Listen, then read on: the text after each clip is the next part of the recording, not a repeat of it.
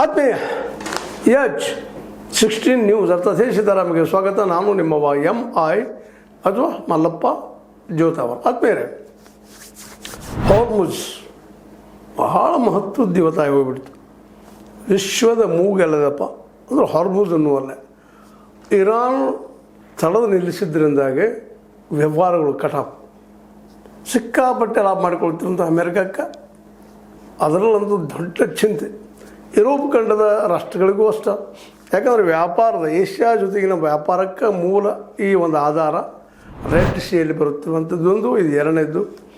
ಇವೆಲ್ಲನೂ ಇವತ್ತು ದೊಡ್ಡ ಚರ್ಚಾ ವಿಷಯ ಆಗಿದ್ದವು. ಅದರಲ್ಲೂ ಅಮೇರಿಕಾಗಂತೂ ಯುದ್ಧ ಮಾಡಲಿಕ್ಕೆ ಹೊರಟ್ರೆ ಗೆಲ್ಲೋದು ಭಾಳ ಕಷ್ಟ ಆಗಿ ಹೋಗ್ಬಿಟ್ಟದ.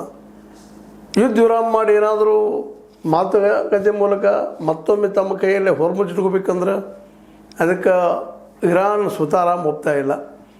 ಇರಾನ್ ಅದು ಸ್ಪಷ್ಟವಾಗಿ ಇರಾನ್ಗೆ ಫೆಬ್ರವರಿ 28 ಮೊದಲ ಏನು ಮಾಡಬೇಕು ಅನ್ನೋದು ಗೊತ್ತಿಲ್ಲ.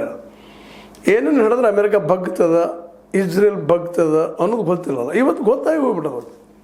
ಹಾರ್ಮುಜ್ ಅವ್ರ ಮೇನ್ ಅದನ್ನ ಬಿಟ್ಟುಕೊಡೋದಿಲ್ಲಪ್ಪ. ಅದರದ್ದೆಲ್ಲ ಟ್ಯಾರಿಫ್ ನಾವು ತೊಗೊಳ್ಳೋರು, ಅಲ್ಲಿ ಸುಂಕವನ್ನು ನಾವು ತೊಗೊಳ್ಳೋರು, ನಮ್ಮ ಅಂಡರ್ದಲ್ಲಿ ಇರಬೇಕು. ಇದಕ್ಕೆ ಬೆನ್ನೆಲುಬಾಗಿ ಚೈನಾ ನಿಂತುಬಿಟ್ಟದ. ರಷ್ಯಾ ತಾಂತ್ರಿಕ ಜ್ಞಾನ ಕೊಡ್ಲಿಕ್ಕೆ ಶುರು ಮಾಡಿಬಿಟ್ಟದ. ಅಮೇರಿಕ ಹೊರಟಿದ್ದು ಇರಾನನ್ನು ಅಥವಾ ಇರಾನದ ಎಣ್ಣೆಯನ್ನು ಪೂರ್ತಿ ತನ್ನ ಕಬ್ಜಾಗಿ ತೆಗೆದುಕೊಂಡು ಅದರ ಬರುವ ಲಾಭವನ್ನು ನಾವು ಹೊಡ್ಕೋಬೇಕು, ಬೆಣ್ಣೆ ತಿನ್ನಬೇಕು ಅನ್ನೋದು ಇಚ್ಛೆಯಿಂದ ಹೋಯಿತು. ಆದರೆ ನಡೆದಿದ್ದು ಅಲ್ಲಿ ಬೇರೆ. ಇರಾನ್ ಇಷ್ಟೊಂದು ಪ್ರಬಲವಾಗಿ ಪ್ರತಿಸ್ಪರ್ಧೆ ಮಾಡ್ತದ್ದು 40 ದಿನಗಳವರೆಗೆ 50 ದಿನಗಳವರೆಗೆ ಇನ್ನೂ ನಡೀತಾ ಇದೆ. ಯಾವುದಕ್ಕೂ ಬಗ್ತಾ ಇಲ್ಲ. ಇದನ್ನೆಲ್ಲ ನೋಡಿದಾಗ ಇವತ್ತು ಅಮೇರಿಕಾಗೆ ಅಲ್ಲಿ ಯುದ್ಧ ಬಿಟ್ಟು ಹೋಗ್ಬೇಕಾದ್ರೆ ಬಿಟ್ಟು ಹೋಗ್ಲಿಕ್ಕೂ ಆಗ್ತಾಯಿಲ್ಲ. ಯಾಕಂದರೆ ಇವತ್ತು ಎಲ್ಲರೂ ದೂರ ಹೋಗಿಬಿಟ್ಟಿದ್ದಾವೆ. ಇವತ್ತು